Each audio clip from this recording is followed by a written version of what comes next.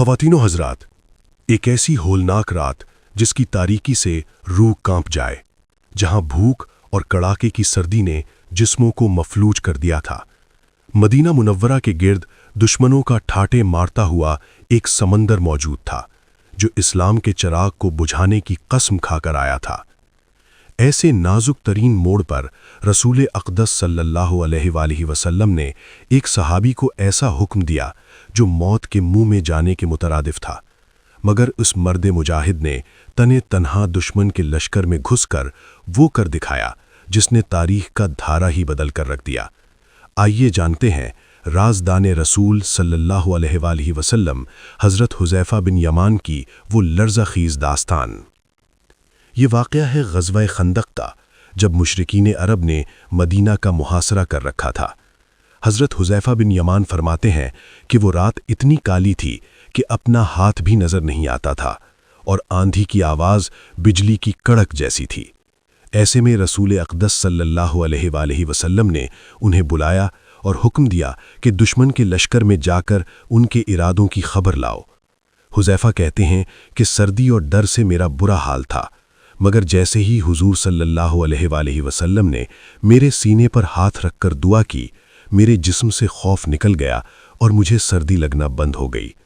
وہ بھیس بدل کر دشمن کی صفوں میں جا بیٹھے، یہاں تک کہ قریش کا سردار ابو سفیان ان کی تلوار کی پہنچ میں تھا، مگر انہوں نے نبی کریم صلی اللہ علیہ وآلہ وسلم کی نصیحت پر عمل کرتے ہوئے اسے چھوڑ دیا۔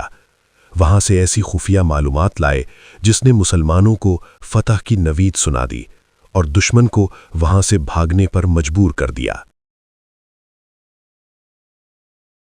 چاہے مہاجر کہلاؤ چاہے انصاری، ان دونوں میں سے جو نسبت پسند ہے اس کا بخوشی آپ انتخاب کر سکتے ہیں۔ یہ وہ سنہری کلمات ہیں جو رسول اقدس صلی اللہ علیہ وآلہ وسلم نے اس وقت استعمال کیے جب حضرت حذیفہ بن یمان رضی اللہ عنہ نے آپ سے پہلی ملاقات کی تھی۔ ان دو قابل قدر نسبتوں میں سے حضرت حذیفہ بن یمان رضی اللہ عنہ کو ایک کا انتخاب کرنے کا حکم دیا گیا۔ یہ بھی ایک دلچسپ داستان ہے۔ حضرت حذیفہ بن یمان رضی اللہ عنہ کے والد مکہ معظمہ کے بنی ابز قبیلے میں پیدا ہوئے۔ اپنے ہی قبیلے کے ایک شخص کو قتل کر دیا، مجبوراً مکہ معظمہ سے یثرب کوچ کر گئے۔ وہاں جا کر بنی عبد الاشل سے اتنے گہرے روابط ہو گئے کہ انہوں نے اپنے قبیلے کی ایک خاتون سے ان کی شادی کر دی، جس کے بطن سے حضرت حذیفہ رضی اللہ عنہ پیدا ہوئے۔ اس کے بعد کچھ ایسی رکاوٹیں حائل ہوئیں کہ یہ مکہ معظمہ میں سکونت اختیار نہ کر سکے۔ مکہ معظمہ میں آمد و رفت تو رہی، لیکن مستقل طور پر مدینہ منورہ میں ہی سکونت پذیر رہے۔ جب اسلام کا نور جزیرہ نمائے عرب میں پھیلنے لگا تو ابو حذیفہ بنی ابس کے ان خوش قسمت افراد میں سے ایک تھے جو رسول اقدس صلی اللہ علیہ وآلہ وسلم کی خدمت میں حاضر ہوئے اور آپ کے روبرو اسلام قبول کرنے کا اعلان کیا۔ یہ ہجرت سے پہلے کا واقعہ ہے۔ حضرت حذیفہ رضی اللہ عنہ خاندانی اعتبار سے مکی اور پیدائشی اعتبار سے مدنی تھے۔ حضرت حذیفہ رضی اللہ عنہ مسلمان گھرانے میں پیدا ہوئے، مسلمان ماں باپ کے گھر پرورش پائی۔ رسول اقدس صلی اللہ علیہ وآلہ وسلم کے دیدار کا سرما اپنی آنکھوں میں لگانے سے پہلے ہی مسلمان بن چکے تھے۔ بچپن ہی سے آپ کے حالات سننے اور اوصاف حمیدہ معلوم کرنے کا انتہائی شوق دل میں سمایا ہوا تھا۔ یہ ہر ایک ملنے والے سے یہی پوچھتے کہ رسول اقدس صلی اللہ علیہ وآلہ وسلم کا کیا حال ہے، آپ کا چہرہ انور کیسا ہے اور آپ کے اوصاف حمیدہ کیا ہیں۔ غرض یہ کہ ہر دم یہی دھن لگی ہوتی تھی کہ میں کسی نہ کسی طرح آپ کی خدمت میں پہنچ کر دیدار کا شرف حاصل کر سکوں۔ بالآخر ان سے نہ رہا گیا، دیدار مصطفیٰ صلی اللہ علیہ وآلہ وسلم کا شوق دل میں سمائے ہوئے مکہ روانہ ہو گئے۔ رسول اقدس صلی اللہ علیہ وآلہ وسلم کو دیکھتے ہی بادب عرض کیا، حضور میں مہاجر ہوں یا انصاری؟ آپ نے ارشاد فرمایا، چاہو مہاجر کہلاؤ یا انصاری، تمہیں مکمل اختیار ہے۔ میں نے عرض کیا، یا رسول اللہ صلی اللہ علیہ وآلہ وسلم میں انصاری بننا پسند کروں گا۔ جب رسول اقدس صلی اللہ علیہ وآلہ وسلم ہجرت کرتے ہوئے مدینہ منورہ کی طرف روانہ ہوئے تو حضرت حذیفہ رضی اللہ عنہ بھی آپ کے ہمراہ ہو گئے۔ غزوہ بدر کے علاوہ تمام مارکوں میں حضور صلی اللہ علیہ وآلہ وسلم کے ساتھ اس طرح وابستہ رہے جیسے ایک آنکھ دوسری آنکھ سے وابستہ ہوتی ہے۔ غزوہ بدر میں شریک نہ ہونے کی بھی ایک خاص وجہ کی جسے وہ خود بیان کرتے ہیں۔ دراصل وجہ یہ ہوئی کہ مجھے اور ابا جان کو راستے میں ہی قریش نے گرفتار کر لیا۔ انہوں نے پوچھا کہاں جا رہے ہو؟ ہم نے کہا مدینے جا رہے ہیں۔ کہنے لگے اچھا تم محمد سے ملنا چاہتے ہو؟ ہم نے کہا ہمارا مدینے جانے کا ارادہ ہے۔ کہنے لگے ہم آپ کو نہیں جانے دیں گے، ہاں اگر تم دونوں یہ وعدہ کرو کہ غزوہ بدر میں رسول اقدس صلی اللہ علیہ وآلہ وسلم کا ساتھ نہیں دو گے، اس صورت میں تمہیں جانے کی اجازت دی جا سکتی ہے، ورنہ ہم تمہیں قطعاً نہیں چھوڑیں گے۔ ہم نے بادل ناخواستہ دشمن کے نرغے سے چھٹکارا حاصل کرنے کی خاطر ان سے وعدہ کر لیا کہ ہم لڑائی میں حضور صلی اللہ علیہ وآلہ وسلم کا ساتھ نہیں دیں گے۔ اس کے بعد انہوں نے ہمیں آزاد کر دیا۔ جب ہم مدینہ طیبہ میں رسول اقدس صلی اللہ علیہ وآلہ وسلم کی خدمت میں حاضر ہوئے اور قریش سے کیے گئے معاہدے کی اطلاع دی اور عرض کیا یا رسول اللہ صلی اللہ علیہ وآلہ وسلم اب ہمارا کیا بنے گا؟ آپ نے ہماری پریشانی کو دیکھتے ہوئے ارشاد فرمایا ہم قریش سے کیے گئے معاہدے کو پورا کریں گے اور اللہ تعالیٰ سے مدد طلب کریں گے۔ غزوہ احد میں حضرت حذیفہ رضی اللہ عنہ اپنے عظیم والد حضرت یمان رضی اللہ عنہ کے ساتھ شریک ہوئے۔ حضرت حذیفہ رضی اللہ عنہ اس سخت آزمائش میں سے صحیح سالم واپس لوٹ آئے، لیکن آپ کے والد محترم نے میدان جنگ میں جام شہادت نوش فرمایا۔ ان کے ساتھ عجیب واقعہ پیش آیا کہ یہ دشمن کی تلوار لگنے سے شہید نہ ہوئے بلکہ لا علمی کی بنا پر مجاہدین اسلام کی تلواروں سے گھائل ہو گئے، اور یہ عجیب و غریب واقعہ اس طرح پیش آیا کہ رسول اقدس صلی اللہ علیہ وآلہ وسلم نے غزوہ احد میں بچوں اور عورتوں کی نگرانی حضرت یمان اور حضرت ثابت بن وقش کے سپرد کی۔ چونکہ یہ دونوں عمر رسیدہ تھے اسی لیے خیموں کے پاس رہنے کی ذمہ داری ان کے سپرد کی گئی، لیکن جب گھماسان کی جنگ چھڑ گئی تو حضرت یمان رضی اللہ عنہ نے اپنے ساتھی سے کہا اب ہمیں کس کا انتظار ہے؟ باخدا ہم دونوں اپنی عمر کے آخری مرحلے میں ہیں، ہم اس دنیا فانی میں پل بھر کے مہمان ہیں، آج گئے یا کل کیوں نہ ہم بھی اپنی تلواریں لے کر میدان جنگ میں اتریں اور رسول اقدس صلی اللہ علیہ وآلہ وسلم کا بھرپور ساتھ دیں، شاید اللہ تعالی ہمیں شہادت نصیب فرمائے۔ پھر کیا تھا، دونوں نے اپنی تلواریں سنبھال لیں اور میدان کارزار میں اتر آئے۔ دونوں بے جگری سے لڑے۔ ثابت بن وقش ایک کافر کی تلوار لگنے سے شہید ہو گئے، لیکن حضرت حذیفہ رضی اللہ عنہ کا تعاقب مجاہدین اسلام کی تلواروں نے کیا اور چشم زدن میں انہیں گھائل کر دیا۔ دراصل وہ انہیں پہچان ہی نہ سکے۔ حضرت حذیفہ مسلسل یہ پکارتے رہے میرا باپ میرا باپ، لیکن چیخو پکار میں کسی کو یہ آواز سنائی نہ دی۔ بالآخر اپنے ہی ساتھیوں کی تلوار کا نشانہ بن کر جام شہادت نوش فرما گئے۔ حضرت حذیفہ رضی اللہ عنہ نے یہ منظر دیکھ کر ارشاد فرمایا میرے ساتھیوں خدا تمہیں بخش دے۔ جب رسول اقدس صلی اللہ علیہ وآلہ وسلم کو حقیقت حال کا علم ہوا، آپ نے حضرت حذیفہ رضی اللہ عنہ کو ان کے باپ کی دیت دینے کا ارادہ ظاہر کیا، تو حضرت حذیفہ رضی اللہ عنہ نے عرض کیا یا رسول اللہ صلی اللہ علیہ وآلہ وسلم ابا جان شہادت کے طالب تھے، وہ انہیں مل گئی، الہی گواہ رہنا میں نے یہ دیت مسلمانوں کے لیے وقف کر دی۔ اس کارنامے سے رسول اقدس صلی اللہ علیہ وآلہ وسلم کے ہاں ان کی عزت و وقار میں اور اضافہ ہو گیا۔ ایک دفعہ رسول اقدس صلی اللہ علیہ وآلہ وسلم نے حضرت حذیفہ رضی اللہ عنہ کا بغور جائزہ لیا تو آپ پر ان کے 3 اوصاف واضح ہوئے: ذکاوت و بیداری، مغز جو مشکلات حل کرنے میں معاون ثابت ہوتی تھی، صورت ادراک، پہلے ہی مرحلے میں معاملے کی تہ تک پہنچ جاتے، رازداری، اسرار و رموز کو سینے میں محفوظ کرنے کا ایسا ملکہ کہ کسی کو بھی کانوں کان خبر نہ ہو۔ رسول اقدس صلی اللہ علیہ وآلہ وسلم کی طرز سیاست کا ایک اہم پہلو تھا کہ آپ اپنے صحابہ کرام رضی اللہ عنہم کی خوبیاں دیکھ کر مناسب حال فرائض ان کے سپرد کرتے۔ آپ کا یہ طرز عمل بہت کامیاب ثابت ہوا۔ مدینہ منورہ میں مسلمانوں کو سب سے بڑی جس مشکل کا سامنا تھا وہ یہ تھی کہ وہاں یہود اور ان کے معاون منافقین رسول اقدس صلی اللہ علیہ وآلہ وسلم اور آپ کے صحابہ کرام رضی اللہ عنہم کو نقصان پہنچانے کے لیے مسلسل سازشوں میں مصروف رہتے۔ اس نازک ترین صورتحال کو دیکھ کر رسول اقدس صلی اللہ علیہ وآلہ وسلم نے حضرت حذیفہ بن یمان رضی اللہ عنہ کو منافقین کے نام بتا دیے۔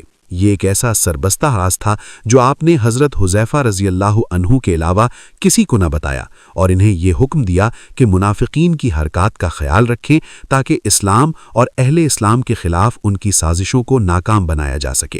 اس دن سے حضرت حذیفہ رضی اللہ عنہ کو رازدان رسول صلی اللہ علیہ وآلہ وسلم ہونے کا عظیم شرف حاصل ہوا۔ رسول اقدس صلی اللہ علیہ وآلہ وسلم نے حضرت حذیفہ رضی اللہ عنہ کی خداداد صلاحیتوں سے نازک ترین مواقع پر بھرپور فائدہ اٹھایا۔ غزوہ خندق کے موقع پر مدینہ منورہ میں مسلمانوں کو قریش عرب نے چاروں طرف سے گھیرے میں لے لیا۔ یہ محاصرہ بہت طول اختیار کر گیا، مصائب و مشکلات کے پہاڑ ٹوٹ پڑے۔ اس مشکل گھڑی میں قریش اور ان کے حلیف بھی چندہ آسودہ حال نہ تھے۔ اچانک ایک تیز آندھی چلی جس نے دشمن کے خیمے اکھاڑ دیے، پکی پکائی دیگیں الٹا دیں، چراغ غل کر دیے، چہرے خاک آلود، آنکھیں اور ناک مٹی سے بھر گئے۔ آنے واحد میں دشمن کی طاقت مزمحل ہو گئی اور فاسد عزائم خاک میں مل گئے۔ جنگی نقطہ نگاہ سے اس قسم کے نازک ترین مواقع پر شکست اس فوج کو ہوتی ہے جو پہلے آہوزاری کرنے لگے، اور اس فوج کو کامیاب و فتح یاب تصور کیا جاتا ہے جو صبر و تحمل کا بھرپور مظاہرہ کرے۔ اس موقع پر رسول اقدس صلی اللہ علیہ وآلہ وسلم کو حضرت حذیفہ بن یمان رضی اللہ عنہ کے تجربے اور مہارت کی ضرورت پیش آئی۔ آپ نے انہیں دشمنان اسلام کے اندرونی حالات معلوم کرنے روانہ کیا تاکہ یہ صحیح صورتحال کا جائزہ لے کر آپ کو آگاہ کر سکیں۔ آپ اپنا بھیس بدل کر اپنی جان ہتھیلی پر رکھتے ہوئے دشمن کی صفوف میں جا گھسے اور کسی کو خبر بھی نہ ہونے دی۔ اس موت کے سفر کی روداد ہم آپ کو حضرت حذیفہ رضی اللہ عنہ کی زبانی سناتے ہیں۔ حضرت حذیفہ رضی اللہ عنہ بیان کرتے ہیں، ایک رات ہم صف بنائے بیٹھے تھے۔ ابو سفیان کا خیمہ بالائی جانب تھا۔ یہودی قبیلہ بنو قریظہ کے افراد نشیبی علاقے میں براجمان تھے۔ مجھے ان کی طرف سے زیادہ خطرہ تھا کہ کہیں یہ ہماری خواتین اور بچوں کو نقصان نہ پہنچائیں۔ اتنی تیز آندھی اور تاریک رات ہم نے کبھی نہ دیکھی تھی۔ آندھی کی آواز بجلی کی کڑک کی مانند تھی۔ ظلمت شب کا حال یہ تھا کہ کوئی اپنا ہاتھ قریب سے بھی نہیں دیکھ سکتا تھا۔ منافقین رسول اقدس صلی اللہ علیہ وآلہ وسلم سے اجازت طلب کرنے لگے۔ عرض کی، یا رسول اللہ صلی اللہ علیہ وآلہ وسلم، ہمارے گھر بالکل کھلے ہیں، کوئی حفاظتی اقدامات نہیں۔ دشمن آسانی سے گھروں میں داخل ہو کر ہمارے مال و عزت کو ناقابل تلافی نقصان پہنچا سکتا ہے۔ حالانکہ ایسا کوئی خطرہ نہ تھا، بلکہ وہ قذب بیانی سے کام لے رہے تھے۔ البتہ آپ سے جس نے بھی اجازت طلب کی، آپ نے فراخ دلی سے اس کو اجازت دے دی۔ منافقین آہستہ آہستہ کھسکنے لگے، یہاں تک کہ صرف 300 مسلمان باقی رہ گئے۔ ایک رات رسول اقدس صلی اللہ علیہ وآلہ وسلم نے گشت کیا۔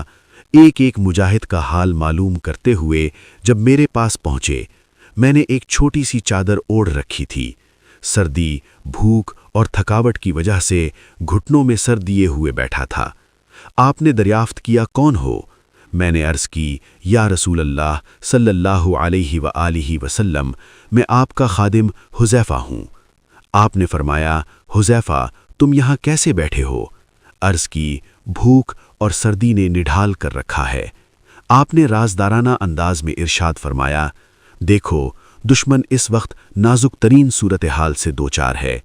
تم اس طرح کرو کہ چپکے سے دشمن کے لشکر میں شامل ہو جاؤ اور صحیح صورتحال کا جائزہ لے کر مجھے اطلاع دو کہ اب ان کے عزائم کیا ہیں۔ آپ کا حکم سن کر میں جلدی سے اٹھا، لیکن میرے دل پر دشمن کا خوف طاری تھا اور پورا جسم سردی سے کپکپا رہا تھا۔ میری حالت دیکھ کر آپ نے میرے حق میں یہ دعا کی، الہی، حذیفہ رضی اللہ عنہ کے آگے، پیچھے اور نیچے اور دائیں بائیں سے حفاظت فرما۔ بقسم آپ نے ابھی دعائیہ کلمات پورے نہ کیے تھے کہ میرے دل سے دشمن کا خوف جاتا رہا اور سردی کا احساس بھی نہ رہا۔ جب اس مشن کے لیے روانہ ہوا تو آپ نے مجھے نصیحت کی کہ تم نے صرف دشمن کے اندرونی حالات معلوم کرنے ہیں، اس کے علاوہ کوئی کسی قسم کا اقدام نہیں کرنا۔ میں یہ نصیحت سن کر رات کی تاریکی میں چھپتا ہوا دشمن کی صفوں میں جا گھسا۔ میں نے کسی کو محسوس تک نہ ہونے دیا۔ میں اس طرح گھل مل گیا جیسے میں انہی کا ایک فرد ہوں۔ تھوڑی ہی دیر بعد ابو سفیان نے اپنے لشکر کو خطاب کرتے ہوئے کہا، اے خاندان قریش، آج میں تم سے ایک بات کرنا چاہتا ہوں، لیکن مجھے ڈر ہے کہ کہیں یہ بات محمد صلی اللہ علیہ وآلہ وسلم تک نہ پہنچ جائے۔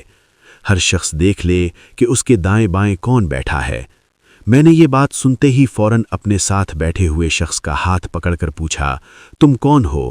تمہارا نام کیا ہے؟ اس نے اپنا نام بتایا اور میں نے اسے موقع ہی نہ دیا کہ وہ بھی میرا نام پوچھ سکے۔ اس طرح میں اپنی تدبیر میں کامیاب رہا۔ ابو سفیان نے اپنا خطاب جاری رکھتے ہوئے کہا، اے خاندان قریش، تمہیں یہاں قرار نصیب نہیں ہوگا۔ طوفان نے ہمارے جانور ہلاک کر دیے، بنو قریظہ ہم سے الگ ہو گئے، تیز آندھی نے ہمارے خیمے اکھاڑ دیے۔ میری رائے یہ ہے کہ اب یہاں سے کوچ کر چلو، میں خود جا رہا ہوں۔ اتنا کہا، اونٹ پر سوار ہوا، اسے ایڑی لگائی اور چل دیا۔ حضرت حذیفہ رضی اللہ عنہ بیان کرتے ہیں، ابو سفیان اس رات میری زد میں تھا۔ اگر حضور صلی اللہ علیہ وآلہ وسلم کی نصیحت نہ ہوتی تو میں اسے قتل کر ڈالتا۔ میں وہاں سے چپکے سے کھسکا اور سیدھا رسول اقدس صلی اللہ علیہ وآلہ وسلم کے پاس پہنچ گیا۔ میں نے دیکھا کہ آپ چھوٹی سی چادر اوڑھے نماز پڑھ رہے ہیں۔ نماز سے فارغ ہو کر آپ نے مجھے اپنے قریب بٹھا لیا۔ سخت سردی تھی، چادر کا ایک کونا مجھ پر دے دیا۔ میں نے دشمن کے پسپا ہونے کی رودات سنائی تو آپ یہ سن کر بہت خوش ہوئے اور اللہ تعالیٰ کی حمد و ثنا کرنے لگے۔ حضرت حذیفہ بن یمان رضی اللہ عنہ پوری زندگی منافقین کے اسرار و رموز سے آگاہ رہے۔ خلفائے راشدین رضی اللہ عنہم ہمیشہ منافقین کے معاملات میں حضرت حذیفہ رضی اللہ عنہ سے رجوع کیا کرتے۔ سیدنا فاروق اعظم رضی اللہ عنہ کا یہ معمول تھا کہ اگر کوئی مسلمان فوت ہوتا، آپ نماز پڑھانے سے پہلے یہ دریافت کرتے کہ حذیفہ رضی اللہ عنہ اس جنازے میں شریک ہے۔ اگر حاضرین کہتے وہ موجود ہیں تو آپ نماز پڑھاتے، اور اگر یہ کہتے کہ وہ موجود نہیں تو آپ اس میت کے بارے میں شک کرتے اور نماز پڑھانے سے رک جاتے۔ سیدنا فاروق اعظم رضی اللہ عنہ نے ایک مرتبہ حضرت حذیفہ رضی اللہ عنہ سے پوچھا، کیا میرے سرکاری نمائندوں میں کوئی منافق ہے؟ آپ نے کہا، صرف ایک ہے۔ فرمایا، مجھے بتائیے وہ کون ہے؟ کہا، میں اس کا نام نہیں بتاؤں گا۔ حضرت حذیفہ رضی اللہ عنہ فرماتے ہیں، تھوڑے عرصے بعد حضرت عمر رضی اللہ عنہ نے اس نمائندے کو منصب سے الگ کر دیا۔ مجھے یوں معلوم ہوا کہ اس سلسلے میں اللہ تعالیٰ نے سیدنا فاروق اعظم رضی اللہ عنہ کی رہنمائی فرمائی۔ شاید بہت کم لوگ یہ بات جانتے ہوں کہ حضرت حذیفہ بن یمان رضی اللہ عنہ نے ایران کے نہاوند، دینور، ہمدان اور رے جیسے اہم ترین علاقے فتح کیے تھے۔ اور دوسرا بڑا کارنامہ یہ ہے کہ جب ان کے دور میں مسلمانوں میں قرآن مجید کے مختلف نسخے متداول ہو گئے تھے تو آپ نے تمام مسلمانوں کو قرآن مجید کے ایک متفقہ نسخے پر جمع کر دیا۔ ان تمام تر خوبیوں کے علاوہ حضرت حذیفہ رضی اللہ عنہ کے دل میں اللہ تعالیٰ کا خوف اور اس کے عذاب کا ڈر بدرجہ غایت پایا جاتا تھا۔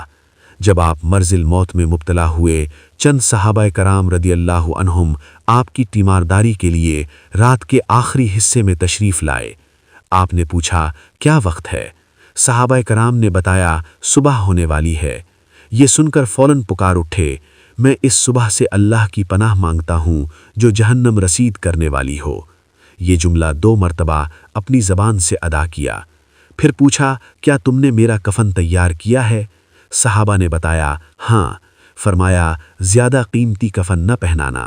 اگر اللہ تعالیٰ کے ہاں میرے لیے خیر و بھلائی کا فیصلہ ہو تو اس کفن کو بہترین پوشاک میں بدل دیا جائے گا۔